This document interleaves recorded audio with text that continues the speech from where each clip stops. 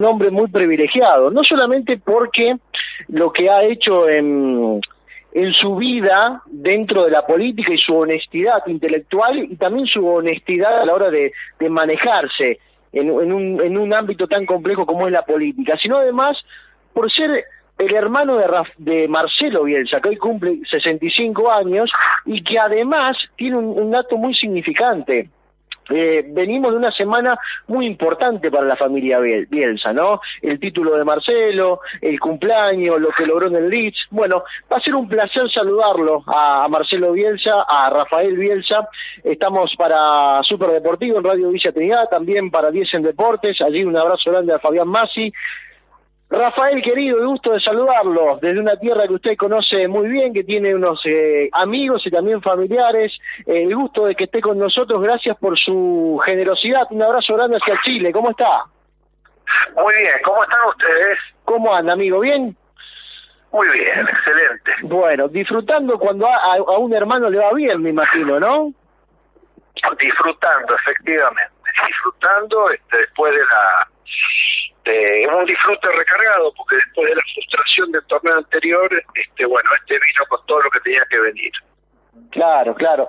La verdad que, ¿y cómo fue ese primer contacto que tuvo, indudablemente, después del éxito? Digo, lo llamó, yo me acuerdo mucho de aquella charla que tuvimos hace un par de años, hace 2 años, y yo le pregunté, y recordaba aquella vez que lo llamó en el 2002, después de aquel mundial, y esa llamada que tuvo inmediatamente. Bueno, ¿cómo fue ese momento después de consumarse el ascenso? ¿Cuál fue la reacción de él? ¿Qué le dijo? Mire, no hablé por 2 razones. Primero, porque el torneo no terminó. Entonces, si el día del partido pasó mañana, hoy hizo la conferencia de prensa, y segundo, porque la dimensión de este logro ha sido una dimensión inusitada. Yo, la verdad que fijándome en algunos diarios del mundo, ha sido una repercusión global que tiene, que está un poquito, digamos que marcha al compás de lo que es la sociedad globalizada en términos comunicacionales. Entonces, a mí no me gusta hablar cuando hay poco tiempo, cuando me imagino que debe estar de aquí para allá. Entonces, vamos a esperar un momento un poco más pacífico, donde se pueda hablar tranquilo y no solamente de cuestiones vinculadas con la coyuntura del triunfo, que debe estar harto, pobre. Uh-huh. Estamos haciendo Super Deportivo en Radio Villa Trinidad, también en LT10, en 10 en Deporte. Un abrazo grande a los amigos allí en Santa Fe. Rafael, le quiero preguntar, ¿qué siente? ¿Qué siente por lo vivido? Pero ¿qué siente que a Marcelo le pasen estas cosas? Un tipo que necesitaba un triunfo así, un logro así, usted que tuvo tantas charlas en este último tiempo con él, ¿usted notaba que a él le faltaba conquistar un título más allá de su impronta, más allá de lo que él genera en todo lo que rodea al fútbol y a todo el mundo del fútbol? Digo, ¿le faltaba a Marcelo un triunfo así? Yo creo que desde que los juegos se inventaron, desde los años más oscuros de la historia del hombre, siempre se jugó para ganar. Y hay una lógica primitiva que está alojada en el cerebro más elemental que tenemos, que siempre pide que uno prevalezca sobre el otro. A partir de allí se empezaron a construir muchísimas cosmogonías, si el que ganaba era el bendito de los dioses, o si el que ganaba representaba a una determinada expresión de valores o étnica, etcétera, etcétera, etcétera, y se juega para ganar. Entonces, todo deportista o todo conductor de deportistas, que también es un deportista, y sobre todo cuando son de élite, el triunfo es la consecución de un esfuerzo y el reconocimiento, digamos, innegable de una enorme acumulación de pequeños esfuerzos, sacrificios cotidianos. Entonces, desde ese punto de vista necesita... Perdón, no lo escuché ahí. No, adelante. Continúe. No, lo que decía es que desde ese punto de vista necesita ganar, por supuesto. Todos los partidos, todos los torneos, cada vez que sale al campo de juego. Ahora, si usted me dice, él individualmente es una persona que rige su vida por los resultados, bueno, si rigiera su vida por los resultados tendría otra propuesta. Claro. No se vaya a creer que no se da cuenta. Él se da cuenta perfectamente bien. Pero me parece que es una propuesta ambiciosa en una concepción mucho más multidimensional. Él quiere ganar, pero además quiere ganar de determinada manera, y además esa determinada manera es una forma de ver el fútbol, pero también es una forma de ver la vida, y bueno, y en la alta competencia poder darse todos esos, poder cumplir con todos esos sueños no es sencillo. Entonces, por eso me parece que los triunfos, los logros tardan en llegar. Ese es mi punto de vista. Rafael, los saludo, un gusto muy grande. Mi nombre es Santiago Soto, me sumo aquí a la mesa de preguntas. Rafael, un gusto muy grande. Me gustaría consultarle, usted anteriormente, en la anterior pregunta que le hacía mi compañero Emiliano, contestaba que no tuvo la posibilidad todavía de hablar con él. Me gustaría preguntarle, mencionaba también un poco usted el tema del tiempo, porque le gustaría tener una charla un poco relajada y hablar de otras cuestiones también. Referido a todo lo que ha ocurrido en los últimos días, digo, ¿qué le diría? ¿Qué le preguntaría? ¿O cómo lo felicitaría? Digo, porque leí también que lo ha sufrido como un hincha más de Leeds United, usted a la consagración. Miren, la posibilidad sí la tuve y la tengo. No me parece oportuno en este momento, por las razones que di al comienzo. Y nada en particular. Cuando uno tiene una relación sanguínea, cuando uno tiene una relación fraterna, se alegra porque las personas cuando las personas que uno ama le bien.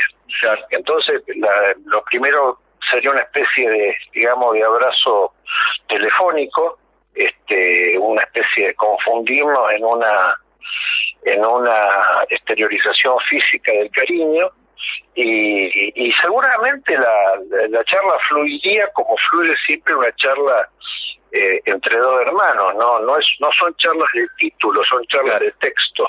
Uno puede empezar mucho más a lo mejor con un detalle, y después, bueno, los que tienen hermanos o primos saben de lo que estoy hablando. Después la charla va por distintos caminos, por caminos familiares. Tenemos nuestra hermana, Marcelo tiene sus sobrinos que son hijos míos, hijos de su hermana, y viceversa, y algunos otras personas, sí, y bueno, como cualquier conversación familiar, no hubiera sido una conversación diferente, salvo naturalmente la alegría recíproca, pero hemos hablado muchas veces en situación de alegría. Rafael, a ver, en estos días se ha escuchado técnicos muy reconocidos, pongo el ejemplo también de lo que es Guardiola, por ejemplo, hablar cosas realmente muy muy lindas, muy positivas de Marcelo. Digo, ¿usted qué le genera escuchar esas cosas?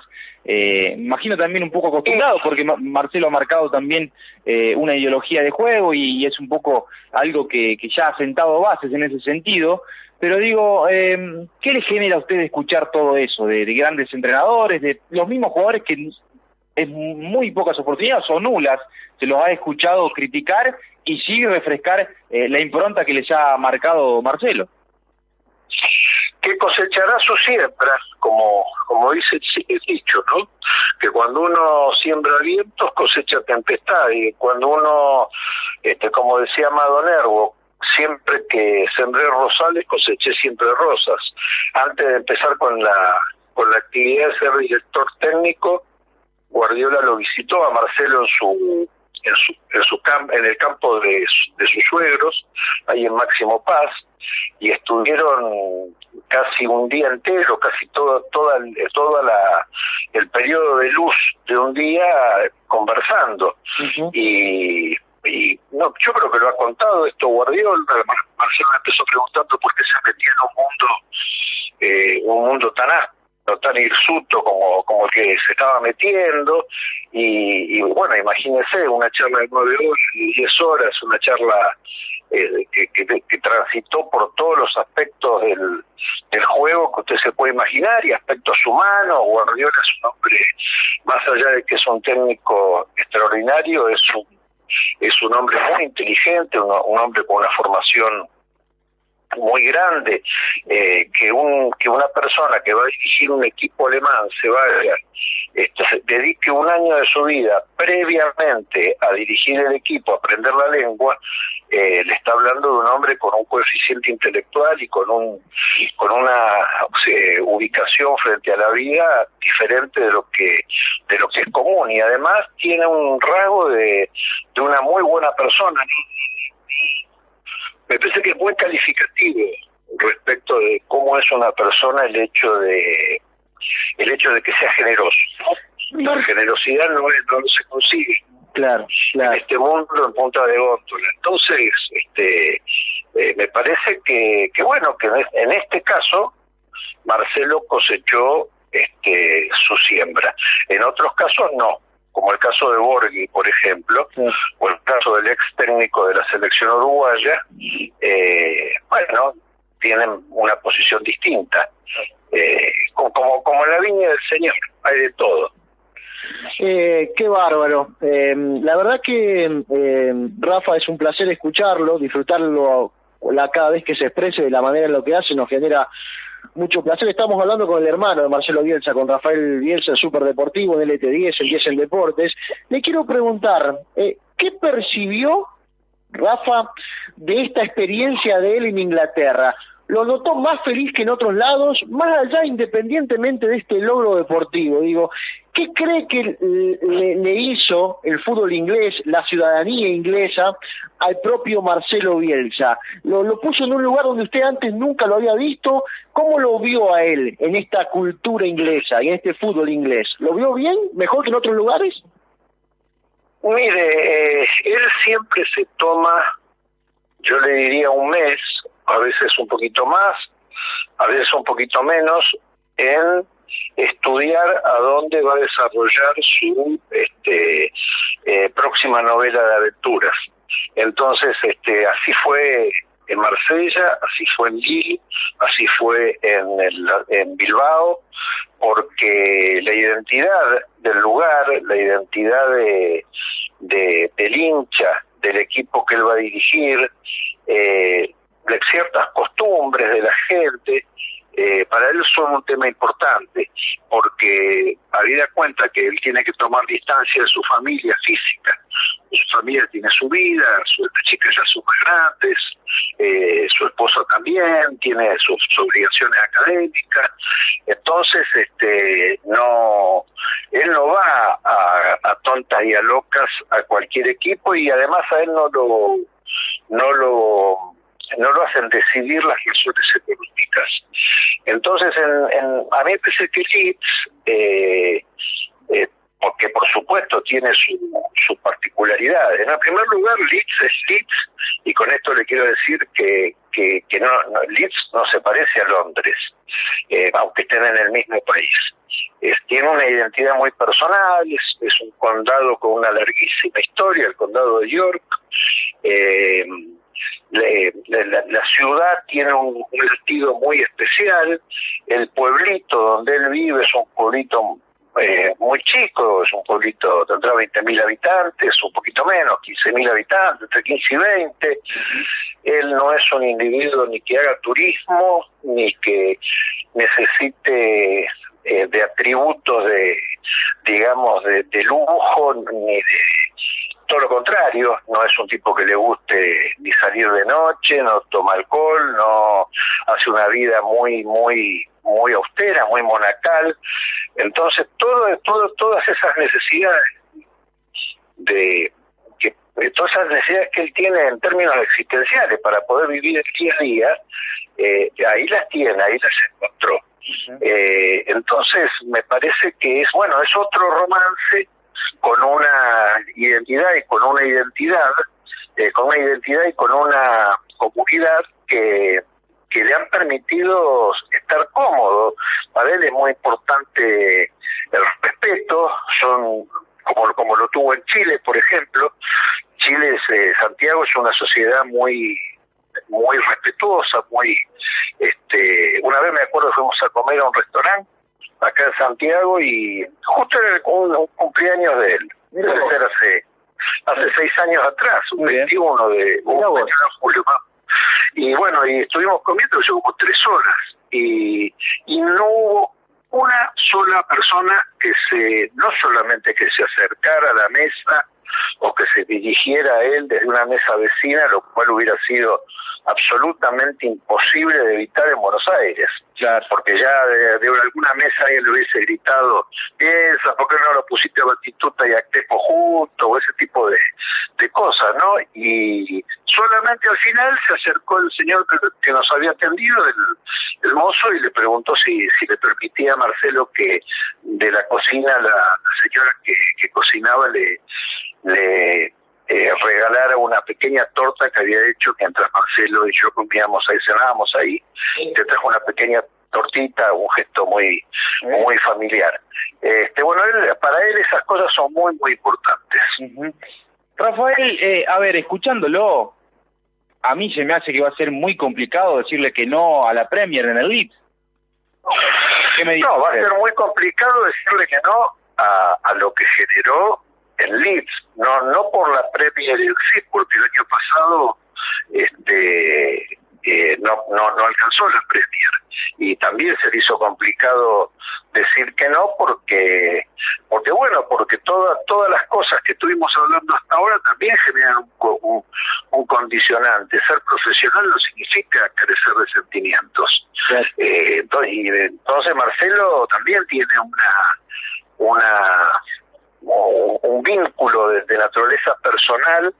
Hay una anécdota que seguramente ustedes la leyeron, en realidad está mal contada porque la idea fue del traductor de Marcelo, de Salim Lamrani, ya no es más el traductor, sí. un personaje increíble, un personaje de novela, que decirle a los chicos, a los jugadores, que era muy difícil para un hincha poder pagar la entrada, entonces sacaron más o menos el cálculo de cuánto ganaba un recolector de residuos urbanos por hora, y entonces una entrada costaba, imagínense, 3 horas de trabajo de un recolector urbano de residuos. Entonces les explicaron a los chicos, al plantel, les explicaron que esa era la relación y que sería bueno que ellos se pusiesen a recoger residuos de Tropark, que es el lugar donde entrenan. Sí. Y los chicos hicieron eso, y entonces el sentido que tenía el ejercicio era que los chicos aprendieran o tomaran conciencia del esfuerzo que hace un hincha para ir a la cancha y que lo retribuyeran de la misma manera. Claro. Y después lo que dijo Marcelo sobre el plantel, ¿no es cierto? Lo dijo de todo corazón porque es un plantel corto, él tiene un plantel corto con pocas variantes, tuvo que hacer algunos cambios porque hubo transferencias, tuvo que hacer algunos cambios porque hubo lesiones. Hoy me enteré desgraciadamente que Berardí se cortó el ligamento anterior, sí, y va a tener que estar parado 6 meses. Un jugador muy importante desde el punto de vista del grupo, un extraordinario ser humano. Y le pasaron esas cosas varias veces. Se le lesionó en algún momento Phillips, en otro momento se le lesionó Bamford, en otro momento se le lesionó Harrison, lesiones diversas. Forjo, un jugador importantísimo, se le lesionó en febrero, se fue a operar a los Estados Unidos, todavía no pudo volver. Y con un plantel corto, él logró ir en función de multiplicar el esfuerzo y de multiplicar el rigor táctico, él resolvió esos problemas. Entonces, él siente una enorme gratitud cuando cuando el plantel le devuelve en la misma medida que él le transmite. Entonces ahí se genera un círculo muy virtuoso, pero no es por el tema del europeo de la Premier League, sí, es por todo este conjunto de episodios, ¿no es cierto? Claro, es claro, está muy claro escucharlo. Rafael, le quiero preguntar, aquí nuestro compañero Fabián Massi nos pregunta, que le aporte a la charla, yo que siempre se habla de anécdotas risueñas o curiosas, como hermano, como usted seguramente las ha tenido, y seguramente las recuerda y alguna le hará reír. Le quiero preguntar, ¿cuál cree aquella anécdota maravillosa que puede ir en la primera página de un libro? Si tendría que escribir de un libro, Marcelo, de una anécdota con usted, con su hermano, con Rafael. ¿Cuál es la anécdota que se le viene a la mente? Bueno, hay miles, ¿no? Pero, qué sé yo, Marcelo... a Marcelo siempre le gustó el fútbol. Y naturalmente, como le gustaba el fútbol, las horas que se ocupan en la escuela no se pueden ocupar en el fútbol.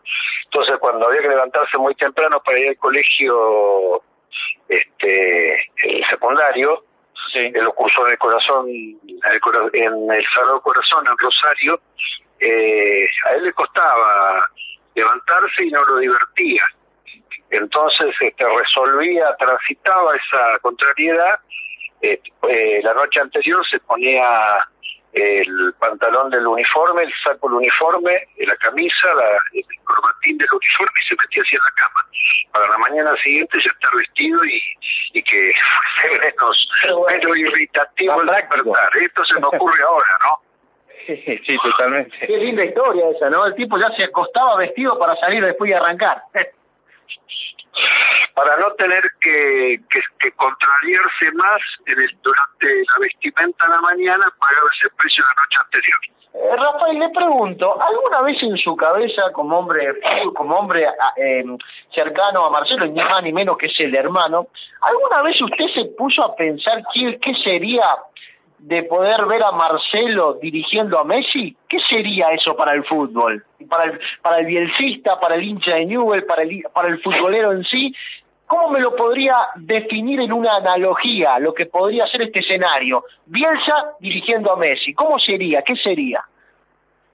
Mire, yo creo que Messi ha tenido a lo largo de su carrera técnico con una impronta en cuestiones afectivas, en cuestiones tácticas, en cuestiones de convivencia, semejante a Marcelo. Me parece que lo tuvo a Peckerman, lo tuvo a Pep Guardiola.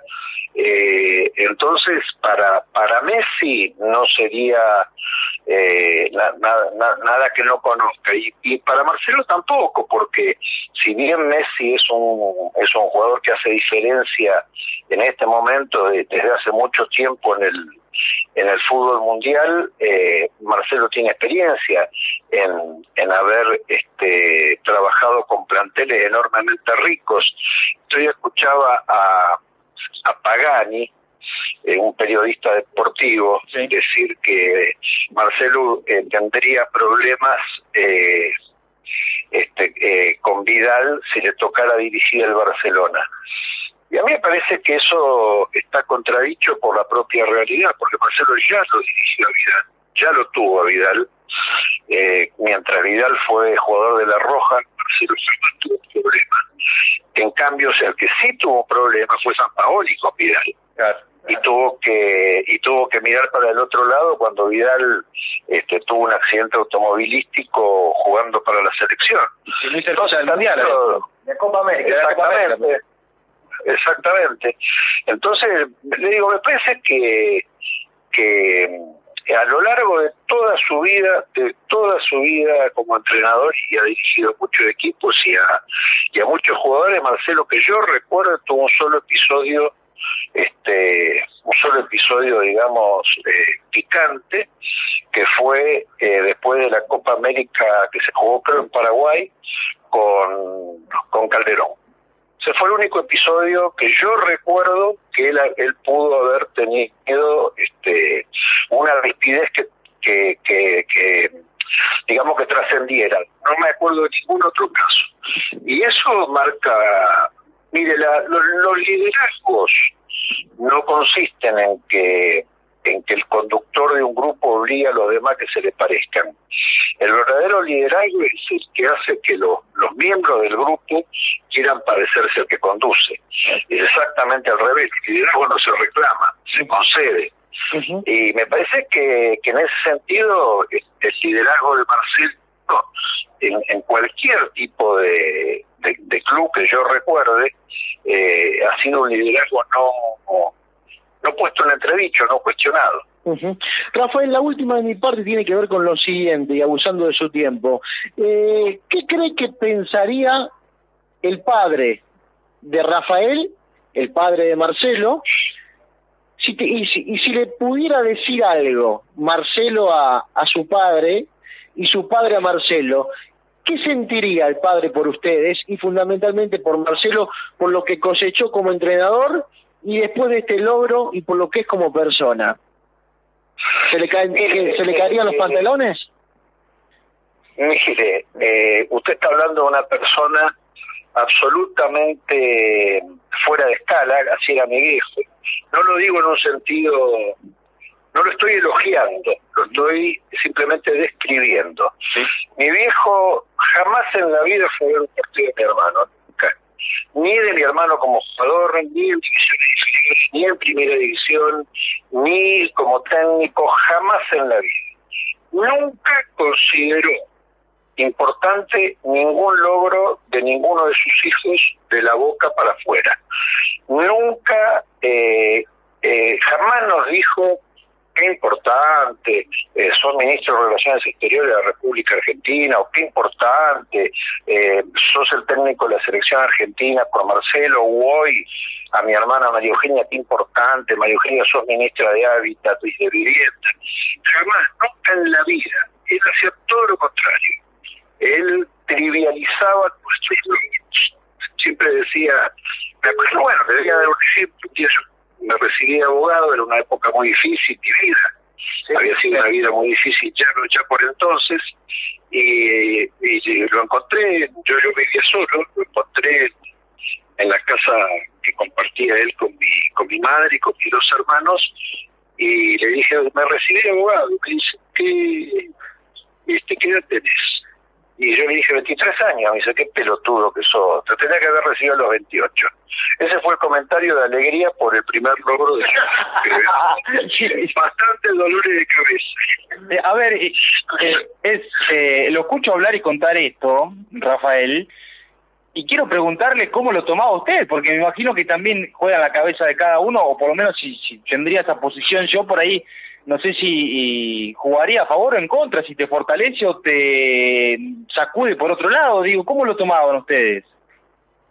Mire, a mí me parece que mi viejo, con el que mejor se llevaba de los tres, era con Marcelo, de adultos, ¿no? Ya de adultos, porque entre los dos componían una especie de personaje bicéfalo, un personaje de dos cabezas, y era extraordinariamente divertido. A mí me producía mucha ternura y me daba mucha risa escuchar los diálogos, y eran como, vio que en los dúos cómicos hay gags, hay situaciones que se van repitiendo, como cuando se cruzaban de piernas con Portales, el Negro Olmedo, y uno podía predecir el esquema, aunque el contenido fuera variando, y bueno, la gracia también consistía en eso. Bueno, ellos también tenían varios sketches que hacían juntos, y era muy divertido, muy divertido para mí escucharlo, y ellos la pasaban fantástico, y mi madre y mi hermano, todo el mundo se divertía muchísimo. Ahora, eso fue así de adultos. De jóvenes, primero porque uno los cuestiona en la adolescencia, los padres, luego porque uno tiene, sobre todo cuando uno es varón, tiene una ruptura con el padre y con la imagen del padre, que es una ruptura inevitable para poder consistir en uno mismo. No fue una relación, en mi caso personal, que me fui muy rápidamente del núcleo familiar, no fue una relación armónica. Yo tengo muchos buenos recuerdos de mi padre, que los he ido rescatando en mi historia en el transcurso de los años. En ese momento daba la sensación de que nada lo podía satisfacer, no había ningún logro que lo pudiera satisfacer, lo cual por un lado tenía el aspecto digamos decepcionante, pero por otro lado también uno se sentía liberado, ¿no? Porque una cosa de un hijo que te dice tenés que hacer esto, tenés que hacer esto, tenés que hacer esto. Yo no recuerdo nunca en la vida que mi viejo me haya dicho, me haya exigido algo que no fuese el sentido inverso, ¿no? Por ejemplo, mi viejo, supóngase, a mí siempre me gustó mucho el trabajo, bueno, como Marcelo, pero dejaba, dice, trabajar. Me acuerdo un día, ¿no? Era un lunes, yo me tenía que volver a Buenos Aires a trabajar y me dice, pero si hoy es lunes, ¿pero qué te vas a volver? Ya la semana está perdida. Pero si es lunes, falta martes, miércoles, jueves, viernes. No, deja, y se vete la semana que viene. Claro. Para él siempre tomaba las cosas de esa manera, ¿no? Entonces, bueno, qué sé yo, me imagino que a Marcelo le diría, se reiría y le diría gran cosa, saliste campeón por primera vez. Eso le diría. ¿Cómo le diría, que no lo escuché bien, Rafael? Gran cosa, saliste campeón de un equipo de la primera vez. Mirá vos. Trivializaría el logro. Mirá vos, qué bárbaro. Rafael, la última tiene que ver con lo siguiente. El bielcismo es un estilo de vida más allá de lo que significó y la trascendencia que tuvo en el fútbol. ¿Qué es el bielcismo? No, para mí es aspiracional, porque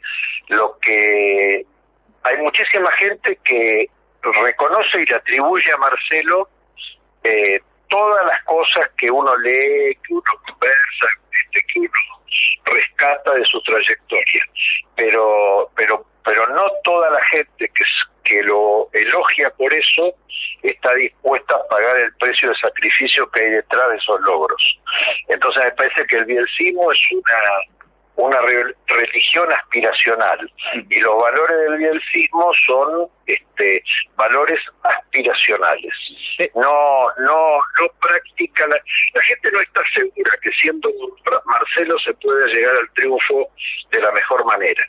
La gente sigue convencida, la gente, algunas personas, tampoco es una cosa como para generalizarla tanto, pero la conducta siempre es costosa para el que tiene la conducta. La primera víctima de la exigencia moral es el que tiene la exigencia moral. ¿Cuál es el... Entonces, perdón, no que lo interrumpa, Rafael, le quiero preguntar. No, dígame. Le quiero preguntar, escuchándolo, ¿cuál cree que es el sacrificio más grande que hizo Marcelo en ese bielcismo que lleva por dentro? Su vida. Marcelo empeñó su vida en tratar de que prevaleciera su idea. ¿Te parece punto? Sí. Es una persona que su vida se ha circunscripto. Mire, Marcelo vive de una manera monacal. Marcelo vive como en una ermita. No tiene más necesidades que las que están directamente vinculadas con su trabajo. Claro. Es una vida áspera, es una vida hostil. Me parece que todo lo que se suele llamar la felicidad, ¿no es cierto? La felicidad. Marcelo, todos los pequeños bracitos de la felicidad se aferran a su profesión. Entonces es un sacrificio muy grande, muy grande, porque me acuerdo que una vez nosotros teníamos un arquero que se llama Scoponi, ¿no? De apellido. Sí. El apodo era Torombolo, un gran arquero, buena persona. Sí. Y entonces, aquel plantel, el plantel del 89-91, claro, era un plantel que Marcelo los había conducido de la sexta división, todos. O sea, fue un proceso muy hermoso, porque él los tomó muy chiquititos, los fue acompañando, sexta, quinta, cuarta, primera local, tercera y primera división, prácticamente todos. Entonces, ¿me escuchan bien? Sí, perfecto. Bueno, entonces, políticos, que eran todos amigos, hacían reuniones, y una vez Torómbolo le dijo, mire Marcelo, usted jamás viene a las reuniones que nosotros hacemos, y entonces a las fiestas que nosotros organizamos, y Marcelo le contestó, mire Coponi, yo no voy para que ustedes puedan seguir teniendo algo que festejar, porque mientras yo no voy, estoy trabajando para que ustedes ganen. Mira vos. Y si no, no hay festejo. Mira vos, qué bárbaro, ¿no? Qué claro. Estamos hablando hace 30 años. Qué claridad esa, ¿no? Qué claridad.